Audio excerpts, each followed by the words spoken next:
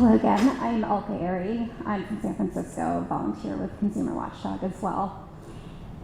I was actually very inspired when I saw the board put forward many reforms which my fellow advocates had pushed for as well. I thought it was a step in the right direction. I know it was very challenging to get done, but I was encouraged that you were hearing us and that the board heard everybody, injured patients and their families, and recognized that we have concerns. Our concerns are legitimate. They deserve to be heard. And when you look at the issue of the patient impact statement or the required interview in instances of catastrophic injury or death, it's about creating a dialogue. It's about creating an open channel of communication that currently lacks in the current enforcement process. We don't have an opportunity to speak. There's only so much you can convey in a letter.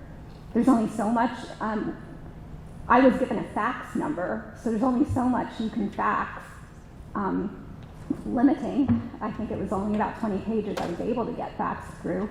But having that mandatory interview, having the opportunity to provide an impact statement makes all the difference, and it doesn't cost much money.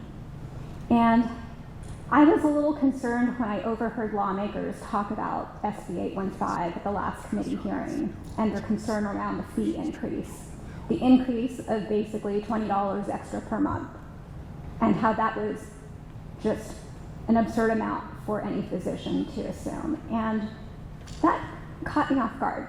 I didn't accept it because if the board does not have the budget, how are you going to provide oversight? And the reforms that you've put forth and advocated for in the Sunset Bill won't get done until there's adequate funding. And Mr. Verghese brought up a very good point about the loans and how we need the funds in SB 815 to achieve the reforms.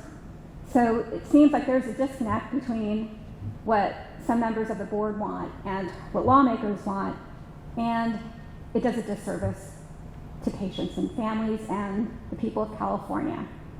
And in my personal view, California is a leader for civil rights, for progressive rights and laws, but I don't see it coming from the medical board. And I hope that all of you will help lawmakers understand the need to get adequate funding for the board, but also to remember that we have to give a place to patients and their families, to give them a voice, because a letter or a fax is not going to cut it. Sometimes you just have to have a conversation, and that's all we're asking for, and I hope you'll keep that in consideration. Thank you. Thank you. Are there additional commenters in the room?